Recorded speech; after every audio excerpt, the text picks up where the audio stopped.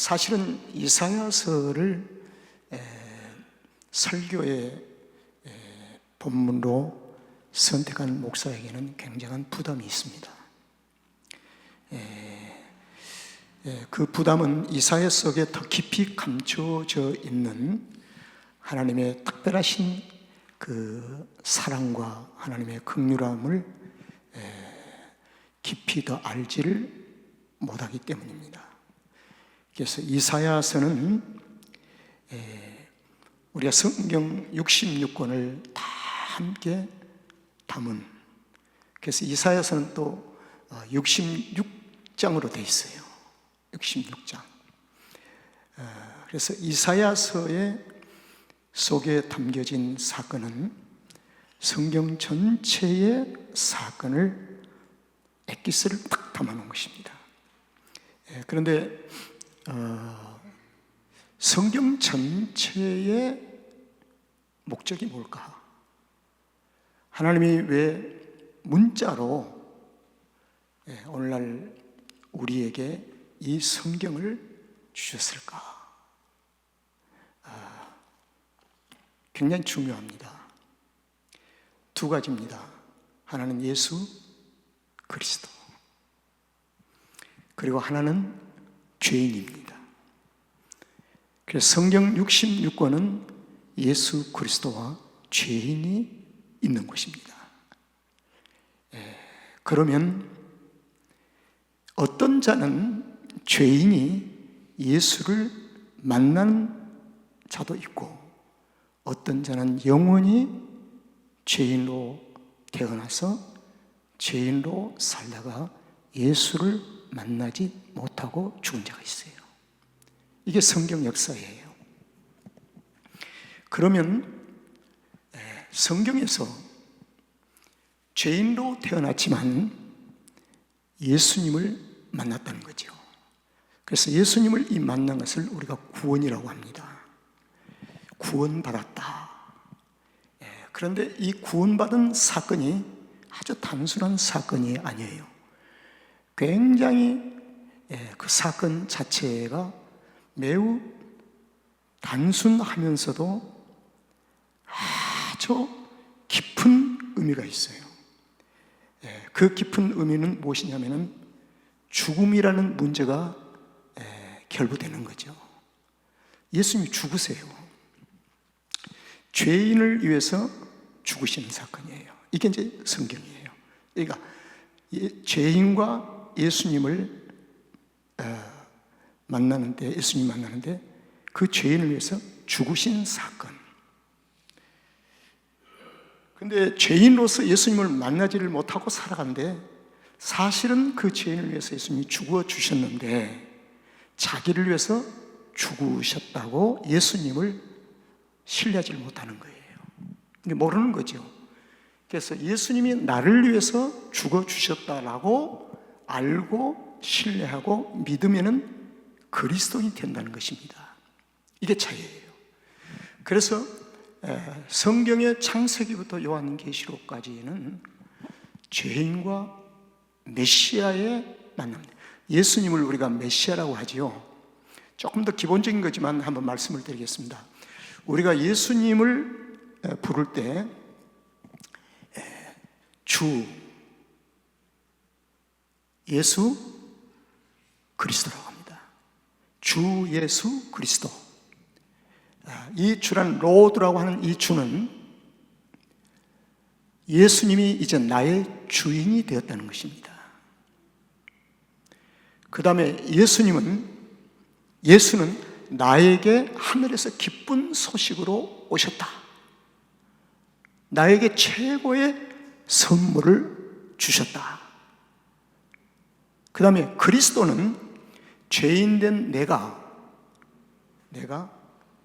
나를 위해서 십자가에서 처참하게 대신 죽어주셨다. 그걸 그리스도라고 그래요. 그 다음에 한 가지 더 붙인다면 주 예수 그리스도 왕, 그럽니다. 왕. 예수는 왕이라고 그래요. 왕은 뭘까요? 사망의 권세에서 권세를 이기시고 부활하셔서 살아나셔서 승천하심으로 하나님의 올라가셔서 하나님의 보좌 옆에서 우편 보좌에 계심으로 모든 만물을 그 발 아래 두시고 모든 만물을 그 발 아래 두시고 통치하시며 다스리신다. 모든 역사를 주관하시고 인간들의 생명과 생과 사를 다 주관하신다. 통치자로서의. 그래서 왕을 합니다. 왕. 그래서 예수님을 우리가 얘기할 때 주, 그 다음에 뭐죠? 예수, 그 다음에요? 그리스도, 그 다음에요? 왕. 그래서 주 예수 그리스도 왕이여, 이게 예수님의 전 생애를 우리가 동시에 얘기하는 겁니다. 그분을 총칭해서 부를 때 주 예수 그리스도 왕이에요. 자, 그런데 이사야서에는 주 예수 그리스도 왕 되신 분이 아주 잘 전개되어 있어요. 그래서 성경 전체를 다 담고 있다는 표현을 씁니다. 자, 우리가 이사야서를 이제 오늘 첫 번째 한 4번에 나누어서 주일날 말씀을 좀 나누려고 준비를 하고 있습니다. 오늘 제목이 이사야에게 보이신 이상. 그건 이사야가 보고 싶어서 그냥 하나님께서 이사야에게 보이셨다. 그 이상이 무엇이냐? 오늘 1절에도 나와 있는데 이 이상은 다른 게 아닙니다. 하나님께서 그 시대에 영적인 실상을 보이셨다. 제가 지난주에 한번 여러분들에게 토요일날 제가 어제 얘기했구만요. 성도는 자신의 영적 주소를 spiritual address를 정확하게 점검하는 게 중요합니다.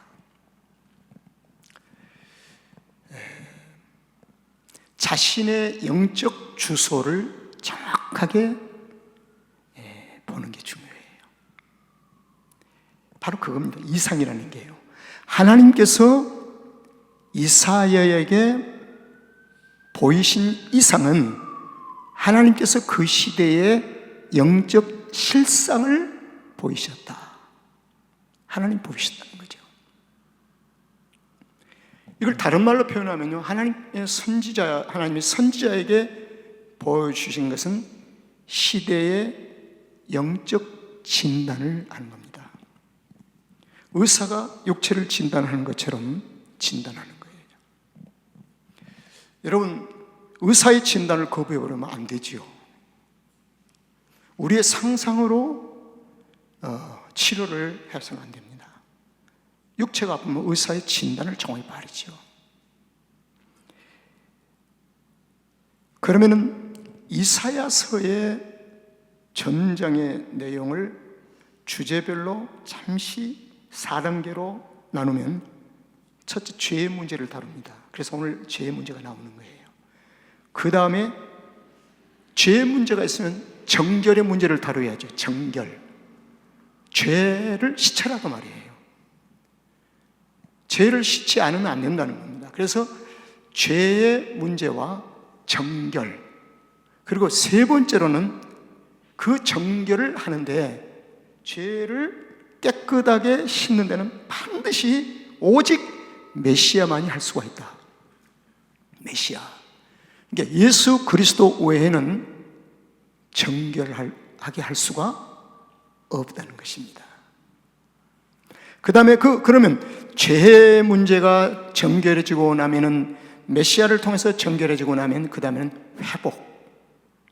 이 회복은 부분적인 회복이 아니라 완전 회복을 가리킵니다.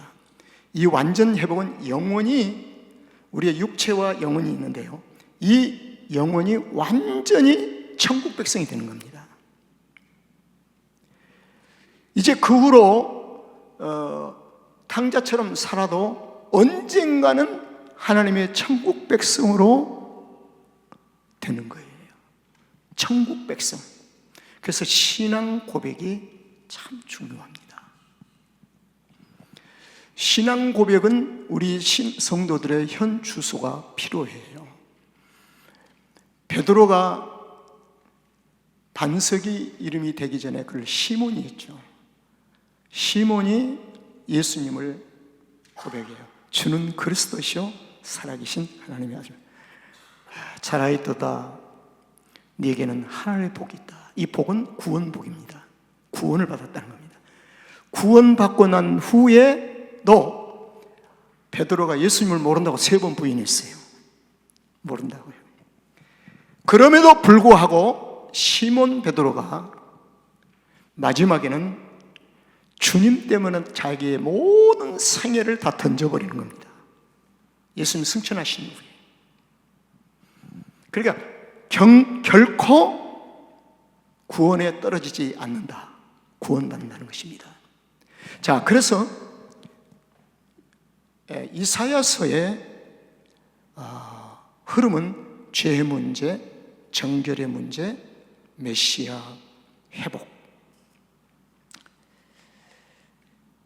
오늘 이 본문 말씀 속에 보면요, 하나님을 떠난 백성이 나와요. 하나님을 아예 모르는 백성이 아니라 하나님을 믿다가 하나님을 떠난 백성이 나와요. 그 다음에 두 번째로는 온통 나라가 죄로 병든 나라. 오늘 본문에 죄로 완전히 병들어버린 나라. 그 다음에 세 번째로 오늘 본문에 보니까 그럼에도 불구하고 내가 너희에게 남겨둔 은혜가 있다. 그럼에도 불구하고 내가 너에게 남겨둔 은혜가 있다. 자, 우리 한번 1장 1절을 다 같이 읽읍시다. 시작. 유다왕 우시아와 요담과 아하스와 히스기야 시대에 아모스의 아들 이사야가 유다와 예루살렘에 대하여 본 이상이라. 여러분, 이 영적 진단을 실상을 보이는 것이 어디라고 그랬어요? 유다와 예루살렘. 그래서 사실은 유다와 예루살렘과 이스라엘은 차이가 있습니다. 유다와 예루살렘은 하나님의 택한, 하나님의 지정하신 것이, 그래서 교회를 가리켜 오늘. 교회는 교회인데 교회 밖을 튀어나가 세상적으로 살아가는 것을 북쪽 이스라엘이라고 그래요. 영적인 면에서 탕자의 의미를 담고 있습니다. 탕자. 하나님께서 이사야 선지자를 통해서 유다와 예루살렘에 대하여 본 영적 실상을 보이신다. 그런데 여기에 왕들이 4명의 왕이 나와요.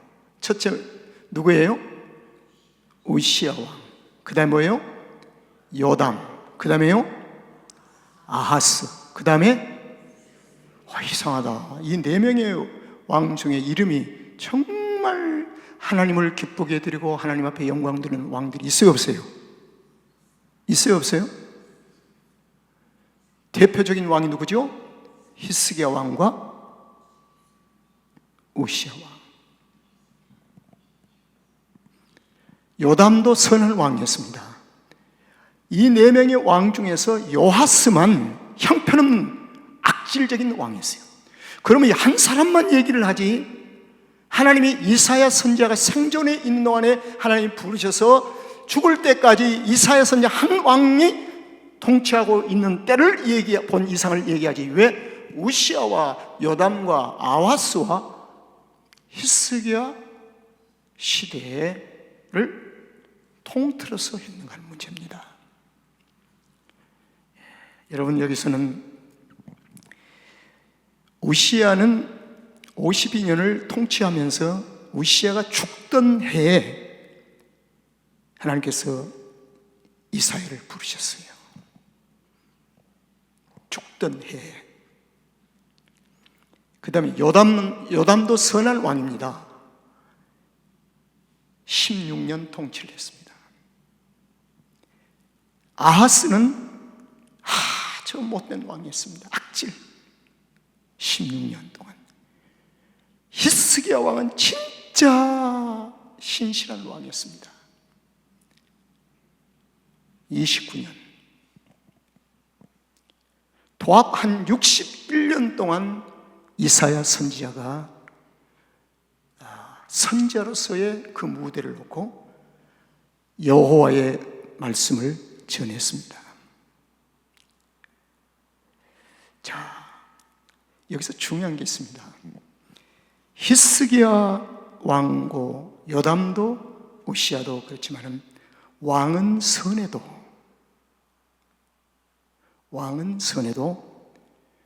백성이 하나님께로 돌아오지 않는 것을 영적으로 진단합니다.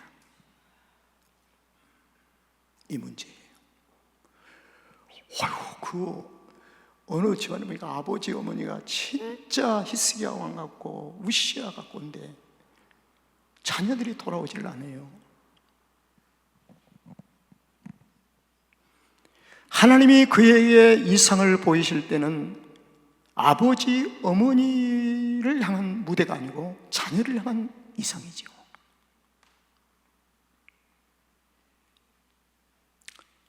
이사야서의 아주 소중한 이 부분이 바로 이 부분입니다. 이 부분이에요.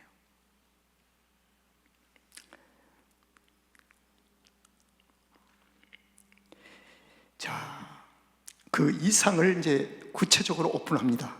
2절 보겠습니다. 다 같이 시작. 하늘이여 들으라, 땅이여 귀를 기울이라. 여호와께서 말씀하시기를 내가 자식을 양육하였거늘 그들이 나를 거역하였도다. 여호와께서 말씀하시기를 내가 자식을 양육했는데, 양육자가 하는데 그 양육자를 거역한 겁니다. 자, 3절.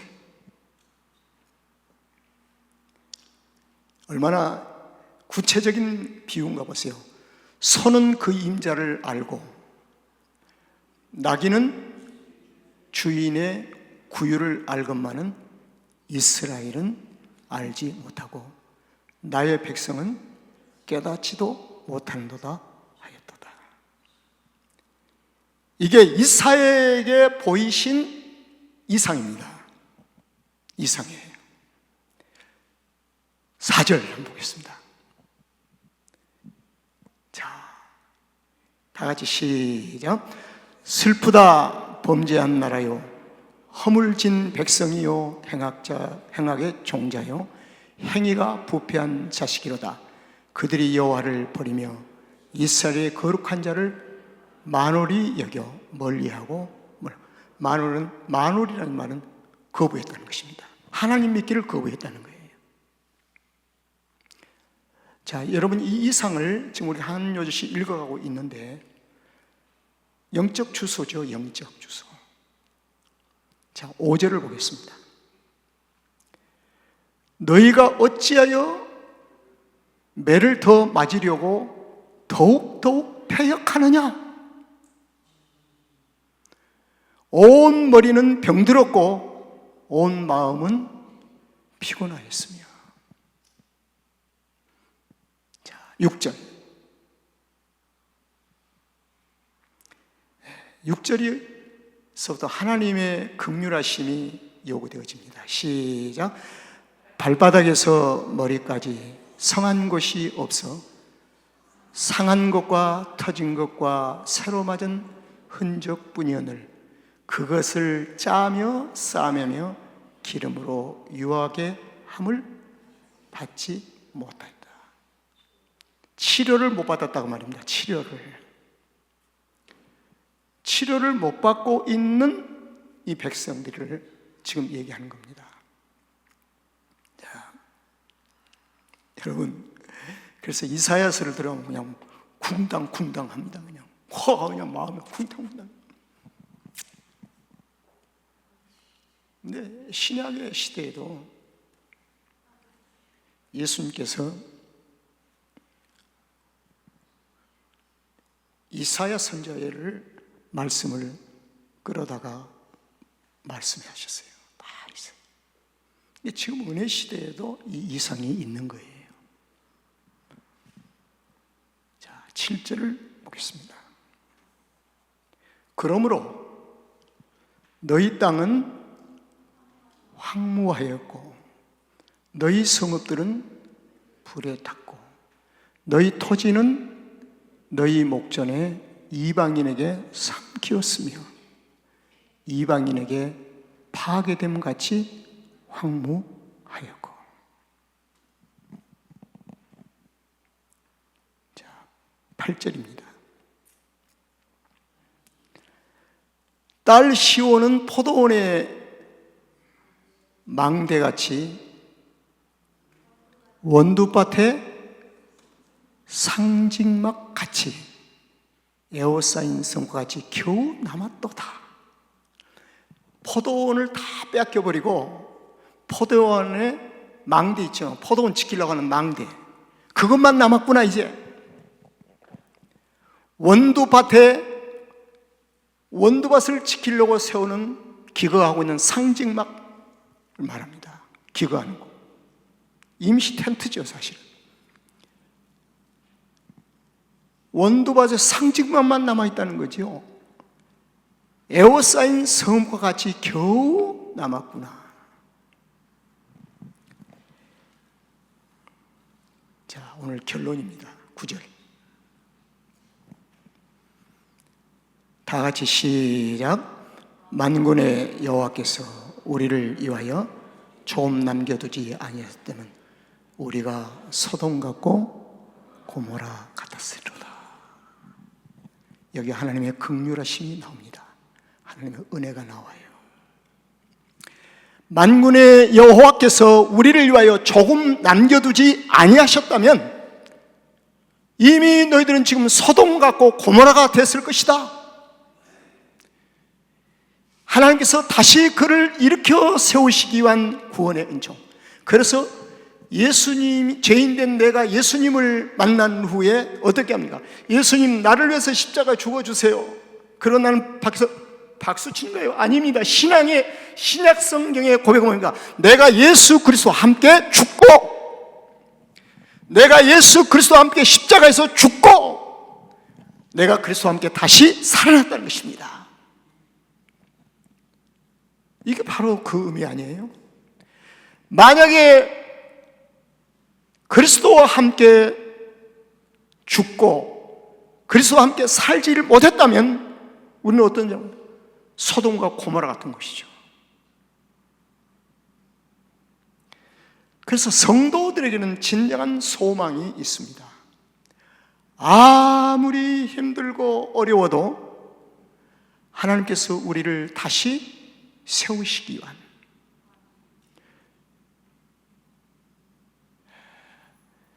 그냥 막연하게 기다릴 것이 아니라 사랑하는 이웃과 친척들에게 정말 주님 앞에 오도록 금식도 하시고요,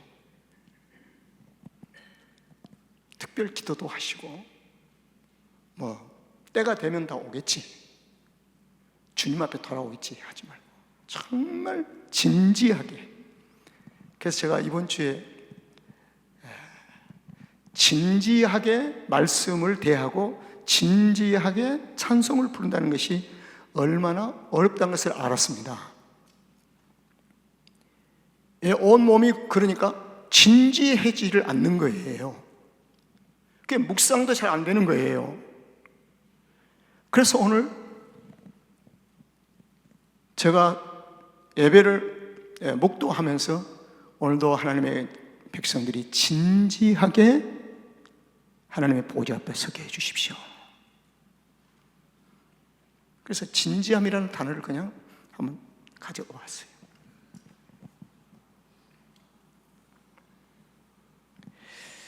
오늘 결론으로 이렇게 말씀을 드리겠습니다. 하나님은 자기 백성에게 징계를 하시더라도 남겨두신 은혜가 있습니다. 그 남겨두신 은혜를 붙잡고 기도하면 이전보다 더 큰 놀라운 은혜 충만한 역사가, 회복의 역사가 있을 줄로 믿습니다. 이게 그리스도인들의 삶이에요. 모든 상황을 하나님께서 지금 힘들고 어려워도 뒤집어 버린 거예요. 그리고 하나님께서 놀라운 방법으로 일하시고 역사하시는 새로운 창조의 역사를 세워주시는 거예요. 사람이 새로운 역사의 창조를 못합니다.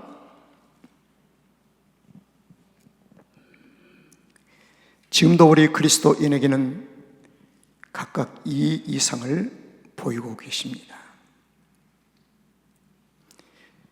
이 이상은 완전한 이상이 있습니다. 신홍기 목사에게도 완전한 이상이 있어요. 뭘까요? 이 시대 때는 이사야 선지자를 통해서 이상을 보여주셔서 우시야 왕, 요담과 아하스와 히스기야 왕에게, 그리고 백성들을 찾아다니면서 하나님께서 보이신 이상에 대해서 얘기했지만, 지금 저와 여러분은 변명의 여지가 없습니다. 완전한 이상을 우리에게 주님이 보여주셨어요. 보이고 계세요. 뭐지요? 성경이에요. 이 성경이 우리에게 보내신, 그래서 우리는 나중에 어떠한 변명도 할 수가 없습니다. 내가 이런 상황에서 내가 예수를 못 믿고 안 믿었습니다. 변명의 여지가 없어요. 성경이 우리에게 성도에게 주시는 완전한 이상입니다. 이 성경 속에 내가 삶의 영적 주소를 알게 되고, 그래서 성경을 재미있고 사랑할 수 있도록 마음을 늘 달라고 기도하는 것이 성숙한 성도들. 주일날 수만 명이 예배당에 출입하고, 그게 의미보다 더 중요한 것은 성경을 더 깊이 사랑하고 성경을 더 깊이 가까이 가고, 그래야 나의 하나님이 내게 보신 이상을 볼 수가 있다는 겁니다. 요즘은요, 나이가 연세가 드신 분들도 성경을 가까이 할 수 있어요. 듣는 성경도 있고 변명의 여지가 없어요. 그리고 수십 년 동안 우리는 성경을 많이 들었습니다. 그래서 교회는 재미있는 프로그램의 운영이 아니라 성경을 많이 읽도록 소수의 무리가 마지막 최후에 승리하는 교회가 됩니다. 여러분, 성경을 사랑하고 성경을 더 아끼고 성경을 가까이 하는 여러분들이 되시기를 바랍니다.